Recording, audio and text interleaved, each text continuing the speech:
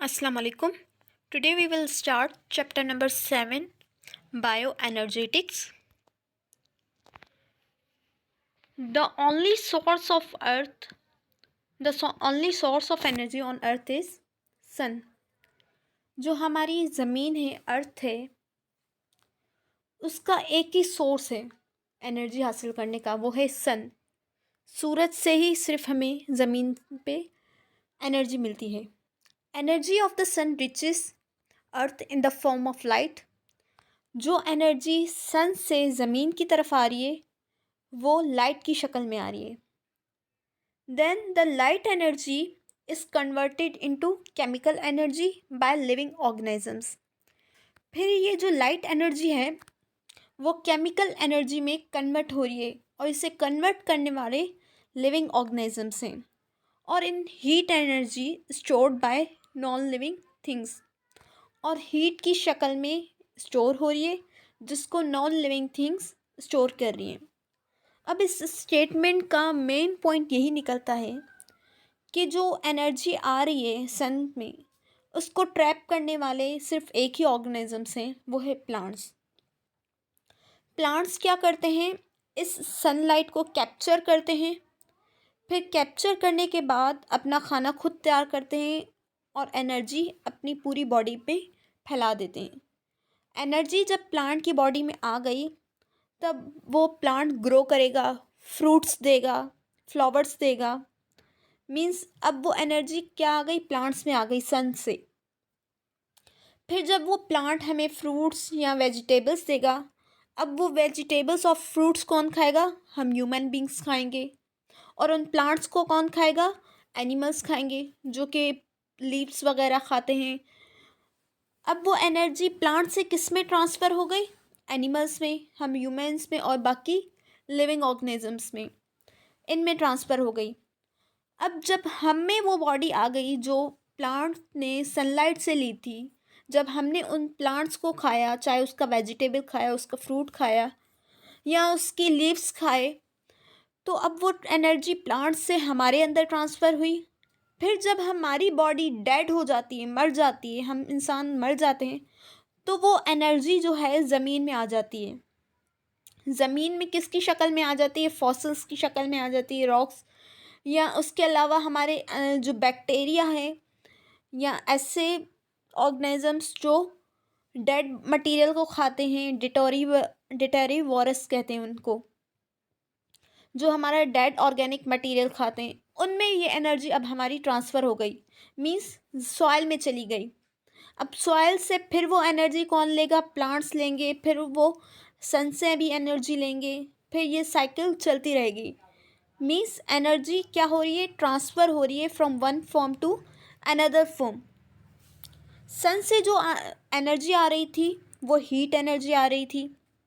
अब वो किस में कन्वर्ट हो गई, केमिकल एनर्जी में. कैसे केमिकल एनर्जी में कन्वर्ट हुई, जब वो सन से हमने हीट ली, एनर्जी ली, अब वो हीट का हम क्या करेंगे, उस हीट को अब हम यूटिलाइज करेंगे ग्लूकोज बनाने में. ग्लूकोज का एक केमिकल कंपाउंड है जो हमें हमारी बॉडी को एनर्जी देता है.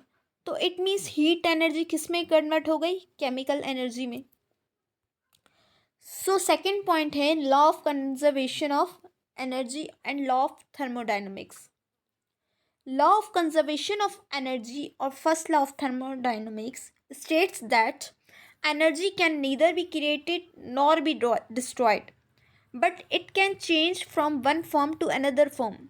जैसे मैंने अभी आपको एनर्जी की पूरी साइकिल बताई कि एनर्जी हम प्लांट्स ले रहे हैं सनलाइट से, फिर वो दूसरे एनिमल्स में मुंतकिल हो रही है प्लांट्स से, फिर वो ज़मीन में जा रही है. मीन्स एनर्जी कभी भी ख़त्म नहीं होती, डिस्ट्रॉय नहीं होती, बल्कि वो अपनी फॉर्म चेंज करती है. पहले हीट एनर्जी थी, फिर केमिकल एनर्जी हुई, फिर काइनेटिक होगी, पोटेंशियल होगी. मीन्स एनर्जी अपनी शक्ल चेंज करती है, एक शक्ल से दूसरी शक्ल में जा सकती है, मगर वो कभी डिस्ट्रॉयड नहीं होगी. इसे कहते हैं law of conservation of energy या law of thermodynamics. Light energy when falls on green part of plant is captured and converted into chemical energy. The chemical energy stored as food energy in plants. ये वही point आ गई जो मैंने आपको start में बताई थी कि जो ग्रीन पार्ट्स है मीन्स लीव्स, वो लाइट एनर्जी को कैप्चर करते हैं, फिर इसको यूटिलाइज करते हैं, केमिकल एनर्जी उससे तैयार करते हैं, मीन्स फूड तैयार करते हैं अपने लिए। व्हाट इज़ बायो एनर्जेटिक्स, जो हमारा मेन टॉपिक है बायो एनर्जेटिक्स, वो है क्या? The study of conversion of energy, free energy into different forms bye living organisms is called bio energetics. जो हम स्टडी कर रहे हैं कि एनर्जी कन्वर्ट हो रही है डिफरेंट फॉर्म्स में लिविंग ऑर्गेनिजम्स के अंदर, ये बायो एनर्जेटिक्स कहलाती है। कि एक एनर्जी हम सनलाइट ले रहे हैं, वो लिविंग ऑर्गेनिजम्स में कैसे ट्रांसफ़र हो रही है, कैसे अपनी शेप चेंज कर रही है, तो इसको हम बायो एनर्जेटिक्स में स्टडी करते हैं। Energy is stored in a special molecule called adenosine triphosphate. जैसे हम खाते हैं खाना, तो एक एनर्जी का यूनिट बनता है, मीन्स जैसे ग्लूकोज खा रहे वो एक एनर्जी है। इसी तरह जो हम एनर्जी स्टोर्ड होती है हमारी बॉडीज़ के अंदर, उसका एक मॉलिक्यूल होता है जिसे कहते हैं एडिनोसाइन ट्राइफॉस्फेट, जो कि एनर्जी स्टोर्ड मॉलिक्यूल है। एनर्जी मीन्स एटीपी की शक्ल में हमारी बॉडी के अंदर, प्लांट्स के अंदर स्टोर्ड होती है। फोटोसिंथेसिस क्या होता है? Photo means light, synthesis means to prepare. इस फोटोसिंथेसिस वर्ड से ही हमें पता चल जाता है कि हम लाइट को यूज़ करके अपना खाना खुद तैयार करते हैं, और वो सिर्फ हमारे प्लांट्स ही अपना खाना खुद तैयार करते हैं। उसके अलावा कुछ फंजाई भी होते हैं, कुछ और भी ऑर्गेनिजम्स होते हैं जिनके अंदर क्लोरोफिल मौजूद होता है, जो अपना खाना खुद तैयार कर सकते हैं। अब ये खाना तैयार कैसे होता है? हमारे एटमॉस्फेयर के अंदर कार्बन डाइऑक्साइड प्रेजेंट होती है। वो कार्बन डाइऑक्साइड आती कहाँ से है? जब हम ह्यूमंस, एनिमल्स या प्लांट्स सांस लेते हैं तो हमारे अंदर ऑक्सीजन आ जाती है, और ऑक्सीजन के नतीजे में हम बाहर क्या निकालते हैं? Carbon dioxide. तो ये कार्बन डाइऑक्साइड जो हम बाहर निकालें अपनी बॉडी से, वो एटमॉस्फेयर, वो हमारी हवा में मिक्स हो जाती है। और ये जब कार्बन डाइऑक्साइड हमारी हवा में मौजूद होती है, तो इससे जो प्लांट्स है वो यूज़ करते हैं अपना खाना तैयार करने के लिए। वाटर हम देते हैं प्लांट्स को, उसके अलावा सनलाइट से वो एनर्जी ले लेते हैं। तो ये जब तीनों आपस में रिएक्ट करते हैं, कार्बन डाइऑक्साइड का फॉर्मूला होता है CO2, वाटर का फॉर्मूला है H2O, और सनलाइट, जब ये आपस में मिलते हैं तो बनता है ग्लूकोज, जो कि एनर्जी है। और इसके अलावा ऑक्सीजन बनती है, जो एटमॉस्फेयर में आ जाती है हमारे पास। और ये एटमॉस्फेयर से में जब जो ऑक्सीजन आई, ये हम ह्यूमंस यूज़ करते हैं सांस लेने के लिए। तो इस तरह से जो है प्लांट्स के अंदर ग्लूकोज बन जाता है, जो कि एनर्जी है। ग्लूकोज का फॉर्मूला होता है C6H12 एंड O6। और ग्लूकोज के कार्बन डाइऑक्साइड के 6 मॉलिक्यूल्स यूज़ किए जाते हैं, क्योंकि ग्लूकोज के अंदर 6 कार्बन यूज़ होते हैं, और उसके अलावा वाटर के भी 6 मॉलिक्यूल यूज़ होते हैं ग्लूकोज बनाने के लिए। Plants are not only organism which depend on photosynthesis but animals, और कुछ जो एनिमल्स हैं वो भी फोटोट्रॉप्स पे डिपेंड होते हैं। जैसे कुछ एनिमल्स होते हैं जो सिर्फ घास फूस खाते हैं, मीन्स जो प्लांट्स होते हैं वही खाते हैं, गोश्त वगैरह नहीं खाते। तो ये जो एनिमल्स होते हैं वो किस पे डिपेंड होते हैं? फोटोट्रॉप्स मीन्स प्लांट्स पे डिपेंड होते हैं, जो अपना खाना खुद तैयार करते हैं। This feeding sequence and relationships are called food chains.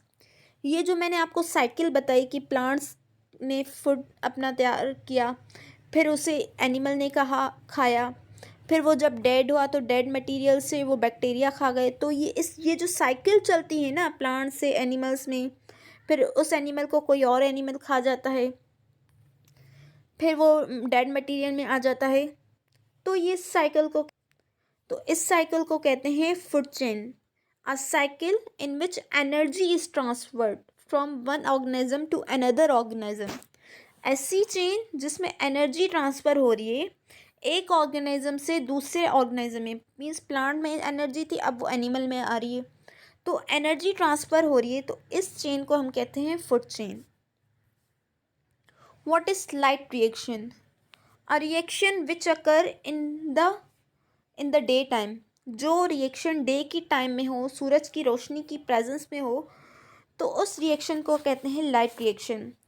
A reaction in which light energy is converted into chemical energy and stored in the form of ATP। ये वही पॉइंट आ गई सेम कि ऐसा रिएक्शन जो लाइट एनर्जी को use करके किया गया हो और उसमें लाइट एनर्जी केमिकल एनर्जी में कन्वर्ट की जा रही हो, और फिर जो एनर्जी हमारे पास तैयार हो वो एटीपी की सूरत में हम उसको अपनी बॉडी में सेव करें। एटीपी और NADPH ये भी एनर्जी की ही फॉर्म है।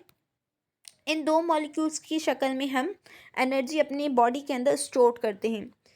NADPH is a nicotine diamine, nicotine adenosine di nucleotide phosphate, यहाँ पे स्पेलिंग मिस्टेक है। This conversion occur at a thylakoid membrane where solar energy is captured by pigments located in the harvesting complex. This phase of photosynthesis is called light dependent reaction. मैंने आपको cell के organelles में जो है chlorophyll का organelle पढ़ाया था।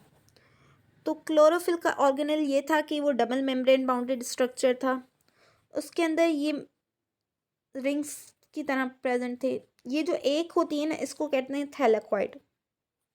यहाँ पे शायद नेक्स्ट स्लाइड में बनाया था मैंने, ये देखें, ये होता है क्लोरोफिल का स्ट्रक्चर। ये डबल मेम्ब्रेन बाउंडेड ऑर्गेनेल है जो हमारे लीव्स के अंदर प्रेजेंट होता है। ये जो एक डिस्क है ना, इसको कहते हैं थैलेकॉइड। और ये जो स्टेक पूरा बन रहा है इसको कहते हैं ग्रेनम। और ये सारे ग्रेनम मिलके क्या बनाते हैं? Grana, GRANA। और ये लूमिना मीन्स इनसाइड कैविटी है थैलेकॉइड के अंदर। और ये जो बीच में लिक्विड प्रेजेंट होता है इसको कहते हैं स्ट्रोमा। Stroma means liquid. तो जो लाइट रिएक्शन होता है वो कहाँ पे होता है? इस थैलेकॉइड डिस्क के अंदर होता है। ये क्या करती है? ये एनर्जी को कैप्चर करती है। थैलेकॉइड सोलर एनर्जी को कैप्चर करती है, किसके ज़रिए? पिगमेंट्स के ज़रिए। इसके अंदर पिगमेंट्स मीन्स कलर प्रेजेंट होते हैं जो एनर्जी को ट्रैप करते हैं, मीन्स लाइट को ट्रैप करते हैं अपने अंदर, और इसके ज़रिए फिर लाइट रिएक्शन स्टार्ट होता है। In which light is utilized to split water into oxygen and hydrogen ion. The splitting of water is called photolysis। अब लाइट के रिएक्शन के अंदर क्या होता है कि वाटर टूट जाता है, किसमें? H2O मीन्स वाटर टूट जाता है ऑक्सीजन और OH में, OH में, हाइड्रोजन में और इलेक्ट्रॉन में। तो इस प्रोसेस को कहते हैं photolysis means split of water into oxygen and hydrogen electron is called photolysis। Oxygen which is produced during photolysis is released into environment। अब जो ये ऑक्सीजन ये ब्रेक डाउन हुआ हाइड्रोजन में और OH, अब ये ऑक्सीजन कहाँ चली जाएगी? एनवायरनमेंट में चली जाएगी। हमारे एनवायरनमेंट में चले जाएगी मीन्स एटमॉस्फेयर में दाखिला हो जाएगी, जिससे हम ह्यूमंस रिस्पायर करते हैं, अपना सांस लेते हैं। अब ये जो H है ना, वो कार्बन डाइऑक्साइड के साथ बाइंड हो जाएगी। ऑक्सीजन तो चली गई एटमॉस्फेयर में, अब ये OH कहाँ जाए? तो ये कार्बन डाइऑक्साइड के साथ बाइंड हो जाएगी, तो बन जाएगा C6H2O। तो यहाँ पर ग्लूकोज बन जाएगा इस तरह से। ये कार्बन डाइऑक्साइड के साथ ये H मिल जाएगी, ऑक्सीजन ऊपर चली गई, ऑक्सीजन चली गई, ये रिएक्शन यहाँ पे आगे है, ये देखिए।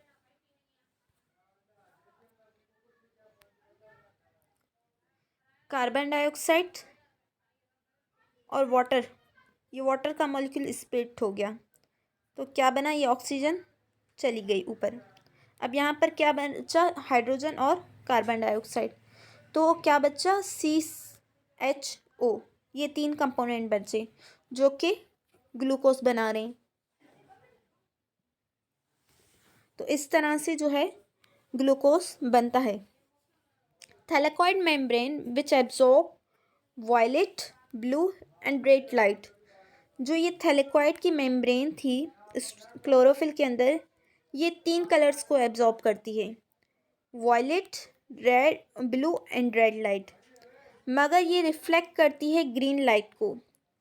जो रिफ्लेक्ट करेगी थैलेकॉइड की मेम्ब्रेन, वही कलर अपीयर होता है। मीन्स कोई भी बॉडी पार्ट जो कलर एब्जॉर्ब कर रहा है वो कलर प्रोड्यूस नहीं करेगा, बल्कि जो रिफ्लेक्ट कर रहा है वो अपीयर होगा। जैसे कि लीव्स का कलर ग्रीन क्यों होता है, येलो क्यों नहीं होता, रेड क्यों नहीं होता, क्योंकि जो थैलेकॉइड है वो क्लोरोफिल के अंदर है, और क्लोरोफिल हमारे लीव्स के अंदर प्रेजेंट होता है। और लीव्स के अंदर जो कलर है वो ग्रीन इस वजह से है क्योंकि थैलेकॉइड जो है ग्रीन कलर को रिफ्लेक्ट करता है और बाकी कलर्स को एब्जॉर्ब करता है। इट मीन्स जो कलर वो रिफ्लेक्ट करेगा वही कलर अपीयर होगा। इस वजह से जो है ग्रीन कलर के लीव्स होते हैं। The light reaction occur in the thylakoid of the chloroplast when the light hit chlorophyll A gets excited to a higher state followed by a series of reaction.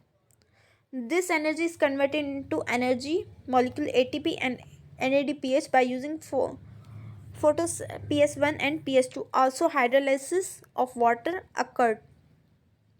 ये वही point आ गई कि light reaction thylakoid के अंदर होता है जो कि क्लोरोप्लास्ट के अंदर है।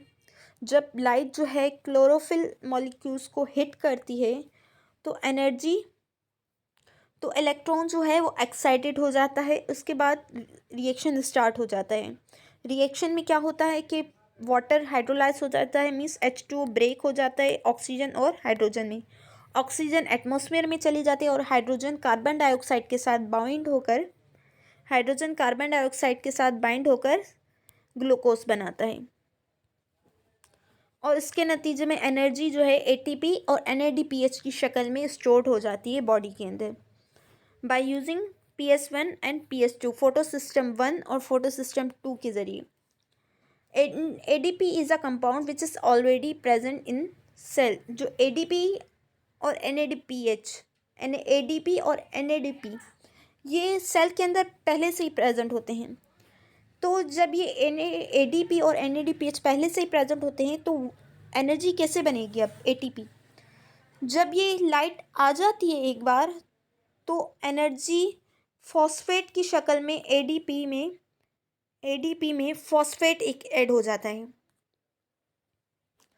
ADP की फुल फॉर्म है एडिनोसाइन डाइफॉस्फेट। डाई मीन्स 2 और 2 फॉस्फेट हैं। तो ADP के साथ P अटैच हो जाता है यहाँ पे, तो वो बन जाता है ATP मीन्स ट्राइफॉस्फेट। डाई से ट्राइफॉस्फेट में कन्वर्ट हो गया। ये ADP एनर्जी के लिए इनफ नहीं था, इससे रिच मॉलिक्यूल चाहिए था, मीन्स एनर्जी ज़्यादा चाहिए थी। तो जब ये एनर्जी कहाँ से आई, सनलाइट से आई, तो उसने अपने आप को कन्वर्ट कर दिया ATP में जो कि एनर्जी रिच मॉलिक्यूल है ATP में। सेम प्रोसेस यहाँ पे हो रहा है NADPH जो कि सेल के अंदर क्लोरोप्लास्ट के अंदर ऑलरेडी प्रेजेंट होता है। NADPH कहाँ से एनर्जी लाएगा, जो ये हाइड्रोजन स्प्लिट होके आया, वाटर मॉलिक्यूल को स्प्लिट करके हाइड्रोजन आया, ये NADP के साथ रिएक्ट करेगा और अपने आप को NADPH में कन्वर्ट कर देगा by accepting 2 electrons which come from a water. So ये दोनों जो कंपाउंड्स होते हैं वो एनर्जी रिच कंपाउंड्स होते हैं और ये एनर्जी की शक्ल में बॉडी में स्टोर्ड होते हैं। जब सेल को एनर्जी की नीड होती है तो ये ATP वापस जो है ADP में कन्वर्ट हो जाता है और सेल को एनर्जी प्रोवाइड करता है। Dark reaction. The face of photosynthesis does not require energy by photon. अब ये डार्क रिएक्शन रात के टाइम होता है, रात में तो रोशनी नहीं होती, फिर ये रिएक्शन क्यों होता है, इसी वजह से इसको डार्क रिएक्शन कहा जाता है क्योंकि ये सनलाइट की एब्सेंस में होता है। अब जो डे में हमने ATP और NADPH तैयार किया सनलाइट की हेल्प से, अब वो यहाँ पे यूटिलाइज होंगे, ये वो यहाँ पे बनेंगे। हमारा मकसद ये है कि ग्लूकोज बनाना, ना कि एनर्जी स्टोर करना। तो हमारी बॉडी के अंदर लाइट डे के टाइम एटीपी और एनएडीपीएच आ गए। अब इनसे फर्दर क्या बनेगा? ग्लूकोज बनेगा। This face occur independently without light as long as NADPH and ATP are available। जो हमारे पास डे में ATP और NADPH बने थे वही अब हम यूज़ करके डार्क रिएक्शन करेंगे। This phase of photosynthesis is called cyclic face. इसको साइक्लिक भी कहते हैं क्योंकि ये साइकिल की फॉर्म में चलता है। It occur in a set of reactions called kelvin Benson cycle. और जो डार्क रिएक्शन है उसको जिसने साइंटिस्ट ने डिस्कवर किया था उसका नाम था केल्विन बेंसन, जिस वजह से इसको केल्विन बेंसन साइकिल भी कहा जाता है ड्यू टू इट्स डिस्कवरी। और डार्क रिएक्शन का एक और नाम है जिसको कहते हैं C3 साइकिल, क्योंकि ये जो कार्बन कंटेनिंग ये जो डार्क रिएक्शन स्टार्ट होता है वो C3 के एंटर से होता है। मीन्स ये इस बात इस तरह से समझें, जो कार्बन हमारे एटमॉस्फेयर में प्रेजेंट है वो जब तक अपने 3 मॉलिक्यूल नहीं लाएगी तब तक ये डार्क रिएक्शन स्टार्ट नहीं होगा। तो इस वजह से इसको C3 मॉलिक्यूल भी कहा जाता है, क्योंकि ये कार्बन 3 की प्रेजेंस में स्टार्ट होता है। It occur in the stroma of chloroplast. ये जो है स्ट्रोमा में होता है। लाइट रिएक्शन थैलेकॉइड में होता है, फर्स्ट पॉइंट। और डार्क रिएक्शन किस में होता है? ये जो स्ट्रोमा लिक्विड लाइक स्ट्रक्चर है, बीच में स्पेस लाइट कलर का, ये स्ट्रोमा कहलाता है। Stroma aqueous fluid. और डार्क रिएक्शन स्ट्रोमा के अंदर होता है। इन dark reaction the photosynthetic organism make glucose which a cell utilized to make other essential components। जो डार्क रिएक्शन है उसमें जो प्लांट्स हैं ग्लूकोज बनाते हैं ATP और NADPH को यूज़ करते हुए, जो कि लाइट रिएक्शन में उन्होंने डे के टाइम बनाए थे। In dark reaction atmospheric carbon dioxide is fixed into useful compounds like glucose normally from air, some of it come from respiration. अब ये डार्क रिएक्शन कैसे स्टार्ट होगा? क्योंकि कार्बन डाइऑक्साइड जो एटमॉस्फेयर में हमारे पास प्रेजेंट है वो साइकिल के अंदर आएगी और हेल्प करेगी कि वो ग्लूकोज बनाए। आपने स्टार्ट में ग्लूकोज का देखा था कि H2O से और कार्बन डाइऑक्साइड एंटर हो रहा था तब जाके जो है ग्लूकोज बना। तो ये H2O कहाँ पे बना आया था? ये वाटर का मॉलिक्यूल स्प्लिट हुआ था लाइट रिएक्शन में, जो HO और ऑक्सीजन में हुआ था। ये तो चली गई थी एयर में, और ये इसने क्या बनाया था? ATP और NADPH। अब ये कार्बन डाइऑक्साइड कहाँ से आएगी? तब जाके ये ग्लूकोज बनेगा ना। तो ये कार्बन डाइऑक्साइड रात के टाइम अपने 3 मॉलिक्यूल लेके आती है, तब ये जाके ATP और NADPH के साथ रिएक्ट करके ये बाकी ग्लूकोज का मॉलिक्यूल बनाती है ताकि प्लांट को एनर्जी मिल सके।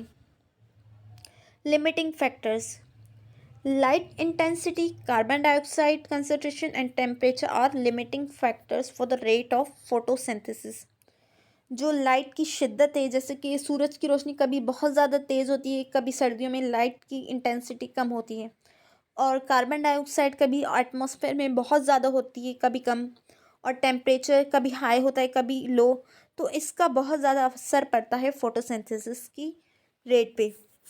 जब लाइट इंटेंसिटी इंक्रीज़ होती है, मीन्स ज़्यादा लाइट होती है, और टेम्परेचर नॉर्मल होता है, और ऑक्सीजन की कंसंट्रेशन, तब ऑक्सीजन की कंसंट्रेशन हमारे लिए लिमिटिंग फैक्टर बन जाती है। मीन्स लाइट ज़्यादा है, ब्राइट है, और टेम्परेचर भी नॉर्मल है, तब फोटोसिंथेसिस का अमल बहुत ज़्यादा होगा, और कार्बन डाइऑक्साइड की कमी की वजह से ये लिमिटिंग फैक्टर हो जाएगा। अगर if air containing high carbon dioxide then rate of photosynthesis become high. अब जब रात के टाइम कार्बन डाइऑक्साइड की कंसंट्रेशन ज़्यादा होगी तो फोटोसिंथेसिस भी ज़्यादा होगा। हाई लाइट इंटेंसिटी या high carbon concentration the temperature becomes limiting factor. जब इंटेंस जब रोशनी ज़्यादा होगी और कार्बन डाइऑक्साइड ज़्यादा होगा तब टेम्परेचर हमारे पास लिमिटिंग फैक्टर हो जाएगा। रिस्पायरेशन, नेक्स्ट टॉपिक है हमारा respiration. Cells break food molecules to Cells break food molecules to release their chemical energy. The breakdown of food molecules to release energy is called respiration. जो हमारे sales हैं उनके अंदर food की breakdown होती है, मीन्स बड़े मॉलिक्यूल्स छोटे मॉलिक्यूल्स पे कन्वर्ट होते हैं ताकि सेल्स को एनर्जी मिल सके, केमिकल एनर्जी। ये जो ब्रेकडाउन है फूड मॉलिक्यूल्स का, उसके बाद जो एनर्जी उसके नतीजे में हम रिलीज़ करते हैं उस एनर्जी को कहते हैं रिस्पायरेशन। जैसे कि ग्लूकोज ऑक्सीजन के साथ मिलता है तब एटमॉस्फेयर में हम कार्बन डाइऑक्साइड रिलीज़ करते हैं, water in the form of respiration energy. Means जो एनर्जी हम ग्लूकोज की शक्ल में हमने बनाई वो जब हमने इनहेल की, ऑक्सीजन इनहेल की अपने अंदर एटमॉस्फेयर से, तो इन दोनों ने आपस में रिएक्शन किया और उसके नतीजे में हम कार्बन डाइऑक्साइड जो एटमॉस्फेयर में निकाल रहे हैं वो रिलीज़ की, वाटर रिलीज़ किया इन द फॉर्म ऑफ यूरिन, या फिर जो हमें पसीना आता है वो भी वाटर की फॉर्म में। और इसके अलावा जब हम रिस्पायरेशन करते हैं तो हमारी थोड़ी सी एनर्जी भी रिलीज़ होती है, तो ऐसे प्रोसेस को कहते हैं रिस्पायरेशन। मीन्स ऐसा प्रोसेस जिसमें ब्रेकडाउन हो फूड मॉलिक्यूल्स का और इसके नतीजे में एनर्जी रिलीज हो, तो ऐसे प्रोसेस को कहते हैं respiration. Respiration is the chemical reaction that taken place in cell to release energy from food. Respiration एक केमिकल रिएक्शन है जो सेल्स के अंदर होता है ताकि हम एनर्जी रिलीज़ करें जो हम फूड से हासिल कर रहे हैं। उसके बाद ब्रीथिंग क्या होती है और रिस्पायरेशन क्या है, इन दोनों में डिफरेंस ये है कि रिस्पायरेशन केमिकल रिएक्शन है जो सेल्स के अंदर होता है और ब्रीथिंग जो है सिंपली मूवमेंट ऑफ एयर है in and out of the organism, कि एयर हम ऑक्सीजन अंदर ला रहे हैं और कार्बन डाइऑक्साइड बाहर निकाल रहे हैं, तो एयर की मूवमेंट है जो हमारे अंदर और बाहर निकल रही है। तो ऐसे प्रोसेस को हम ब्रीथिंग कहते हैं जिसमें जस्ट मूवमेंट ऑफ एयर हो। और जब केमिकल रिएक्शंस हो सेल के अंदर तो इस प्रोसेस को हम कहते हैं रिस्पायरेशन। उसके बाद आ जाता है types of respiration. There are 2 types of respiration found in living organisms for the production of energy, anaerobic और फर्मेंटेशन, एरोबिक रिस्पायरेशन। एनएरोबिक ऐसी टाइप है रिस्पायरेशन की जो ऑक्सीजन की एब्सेंस में हो या जब एटमॉस्फेयर में ऑक्सीजन ना हो तब हम जो अब सांस लेते हैं तो उस कंडीशन को कहते हैं एनएरोबिक रिस्पायरेशन। जो एब्सेंस है, एब्सेंस ऑफ ऑक्सीजन में हो या विदाउट ऑक्सीजन में, तो इस प्रोसेस को कहते हैं एनएरोबिक रिस्पायरेशन। ये कुछ बैक्टीरियाज में होती है, फंजाई में होती है, एंडोपैरासाइट्स में और कुछ एनिमल्स में इस टाइप की रिस्पायरेशन होती है। जैसे कि ज़मीन के अंदर बहुत ज़्यादा हम चले जाएं, कुछ पैरासाइट्स वहाँ रहते हैं, कुछ बैक्टीरिया रहते हैं, फंजाई रहते हैं, वहाँ पर अब ऑक्सीजन कैसे पहुँचे, और एटमॉस्फेयर में हमारी ऑक्सीजन प्रेजेंट है ना, ज़मीन के अंदर ऑक्सीजन कैसे जाए जहाँ वहाँ पे जो एनिमल्स रह रहे हैं, तो वो कैसे सांस लेते हैं, वो एनएरोबिक रिस्पायरेशन के थ्रू सांस लेते हैं। या वाटर के अंदर जो समंदर हैं, ओशंस हैं, उनकी डेप्थ में चले जाएं, वहाँ पर ऑक्सीजन कैसे आए, वहाँ पर जो एनिमल्स क्रिएचर्स रह रहे हैं वो भी एनारोबिक रिस्पायरेशन के थ्रू सांस लेते हैं। अब उन्हें सर्वाइव तो करना है, उन्हें ज़िंदा तो रहना है। अब ऑक्सीजन नहीं है तो वो ज़िंदा कैसे रहेंगे, तो वो एनारोबिक रिस्पायरेशन के थ्रू सांस लेते हैं और ज़िंदा रहते हैं। Types of anaerobic respiration, alcoholic और lactic acid fermentation. Alcoholic fermentation क्या होती है? The bacteria and fungi during anaerobic respiration produce ethyl alcohol with carbon dioxide. कुछ बैक्टीरिया और कुछ फंजाई जो एनारोबिक रिस्पायरेशन के थ्रू सांस लेते हैं वो इथाइल अल्कोहल रिलीज करते हैं। एक किस्म का अल्कोहल है, वो रिलीज़ करते हैं। जब वो कार्बन डाइऑक्साइड के साथ मिल जाता है तो हमें अल्कोहल मिलता है। जैसे ग्लूकोज उनके पास था और इथेनॉल। इस रिएक्शन में देखें, ग्लूकोज जब एनाएरोबिक रिस्पायरेशन हुई, ये ग्लूकोज जो है ब्रेक डाउन हुआ, क्योंकि रिस्पायरेशन में मॉलिक्यूल्स ब्रेक डाउन होते हैं और एनर्जी रिलीज होती है। एटीपी तो रिलीज हो गई और कार्बन डाइऑक्साइड भी एटमॉस्फेयर में चली गई। कार्बन डाइऑक्साइड एटमॉस्फेयर में चली गई तो हमारे पास जो बच गया, जो प्रोडक्ट हमें मिला, वो था इथाइल अल्कोहल। इथाइल अल्कोहल किसके नतीजे में मिला हमें?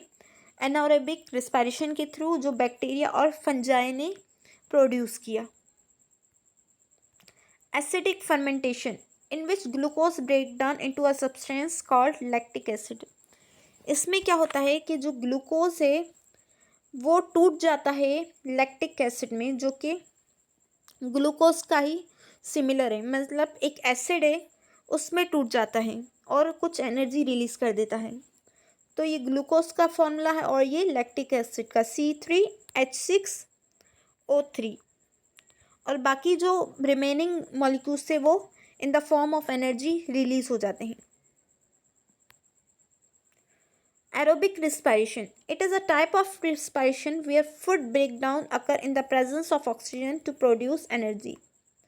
ऐसी respiration जो ऑक्सीजन की प्रेजेंस पे हो और as a result energy produce करें, तो इस रिस्पायरेशन को कहते हैं एरोबिक रिस्पायरेशन, जिसमें ग्लूकोज ऑक्सीजन की प्रेजेंस में टूट गया। उसके बाद कार्बन डाइऑक्साइड जो एटमॉस्फेयर में रिलीज हुआ, वाटर हमने एक्सक्रिएट किया और एनर्जी रिलीज हो गई in the form of ATP. Mechanism of aerobic respiration. There are 3 mechanism involve in aerobic respiration. 3 mechanism use होते हैं। पहला होता है ग्लाइकोलाइसिस, मीन्स ग्लूकोज का टूटना। लाइसिस की मीनिंग होती है break down. Lysis means break down.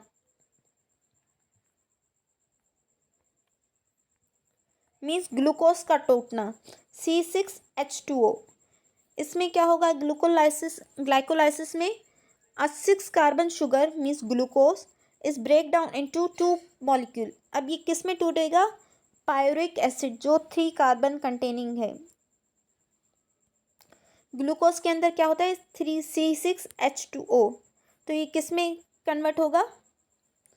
ये कन्वर्ट होगा 3 कार्बन कंटेनिंग कंपाउंड्स में, जिसको कहते हैं पायरुविक एसिड, और एज अ रिजल्ट जो है एटीपी जनरेट करेगा। ग्लाइकोलाइसिस होता है साइटोसोल के अंदर, मीन्स साइटोप्लाज्म के अंदर जो है ग्लूकोज टूट जाता है सेल के अंदर और अपने आप को 2 कंपोनेंट्स में डिवाइड कर देता है। जो एक होता है वो 3 कार्बन पे मुश्तमिल होता है, जिसको हम कहते हैं पायरुविक एसिड। सेकंड होता है क्रेब्स और सिट्रिक साइकिल। इस स्टेज में क्या होता है कि जो पायरुविक एसिड ग्लाइकोलाइसिस में बना, जिसमें ग्लूकोज ने अपने आप को डिवाइड कर दिया हाफ हाफ में। पहले 6 मॉलिक्यूल्स बने थे, C6H12O6। तो ये क्या बन गया? अब 3 मॉलिक्यूल बनेंगे। 3 मॉलिक्यूल जो बने उन्हें उसको हमने कहा पायरुविक एसिड, जो ग्लाइकोलाइसिस में बना। वो अब कहाँ एंटर होगा? माइटोकॉन्ड्रिया के अंदर, जो कि सेल के अंदर प्रेजेंट होता है। वहाँ पर ऑक्सीजन अवेलेबल होगी। ऑक्सीजन की अवेलेबल की वजह से cellular respiration use oxygen to break down pyruvic acid completely into carbon dioxide and H2O।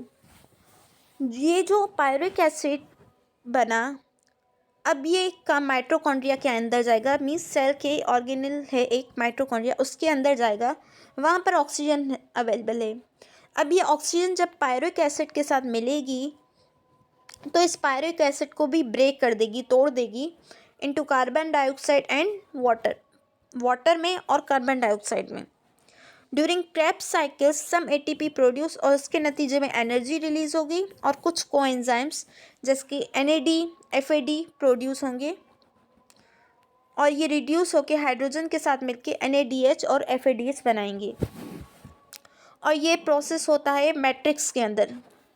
और ये क्रेब्स साइकिल और सिट्रिक साइकिल जो माइटोकॉन्ड्रिया का मैट्रिक्स होता है, माइटोकॉन्ड्रिया का स्ट्रक्चर मैंने पढ़ाया था, उसके अंदर जो मैट्रिक्स होता है उसके अंदर ये रिएक्शन होता है। ये देखिए माइटोकॉन्ड्रिया है, ये इसके मैट्रिक्स के अंदर ये रिएक्शन होगा। जैसे कि दो पायरिक एसिड मिले, साइट्रिक एसिड साइकिल में, और उन्होंने ग्लूकोज पर आया।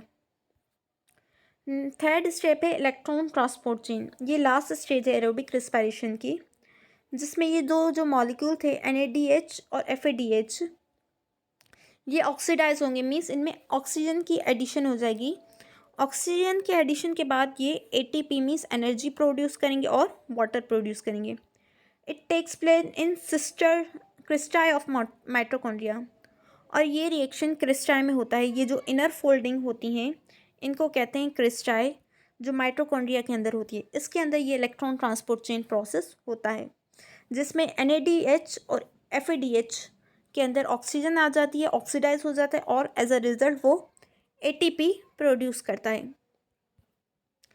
उसके बाद हम ये एनर्जी जो तैयार हो रही है ये सेल को कहाँ कहाँ काम आती है। एक तो सेल जब डिवाइड करता है तब काम आती है, एक्टिव ट्रांसपोर्ट में जब कुछ molecules against the concentration gradient जाते हैं तब हमें एनर्जी यूज़ करनी पड़ती है मॉलिक्यूल्स को अंदर लाने के लिए सेल के। मसल कॉन्ट्रैक्शन में पैसेज ऑफ नर्व इम्पल्स जो हमारी नर्व मैसेज कन्वे करते हैं, बॉडी टेम्परेचर को मेंटेन करने के लिए। सेल जब डिवाइड होते हैं उसके लिए एनर्जी यूज़ होती है, और मॉलिक्यूल्स को तैयार करने के लिए। अब फोटोसिंथेसिस और रेस्पिरेशन में क्या फ़र्क है। फोटोसिंथेसिस में क्या होता है कि जो लाइट एनर्जी है वो कन्वर्ट होती है ATP में, और रेस्पिरेशन में क्या होता है, केमिकल एनर्जी जो है कन्वर्ट होती है ATP में। ठीक है, और ये होता है क्लोरोफिल के अंदर, और ये सारे ऑर्गेनिजम्स के अंदर होता है। इसके लिए लाइट चाहिए होती है, ये लाइट की रोशनी में होता है, और इसके लिए लाइट नहीं चाहिए होती है रेस्पिरेशन के लिए। ये क्लोरोप्लास्ट में होता है, और ये माइटोकॉन्ड्रिया के अंदर होता है, और इसमें कार्बन डाइऑक्साइड और वाटर रिएक्टेंट होते हैं, और इसमें कार्बोहाइड्रेट मीन्स ग्लूकोज और ऑक्सीजन की नीड होती है। और हमारे पास प्रोडक्ट क्या बनते हैं, ग्लूकोज, और प्रोडक्ट आर कार्बन डाइऑक्साइड और water. Okay, that's all for today.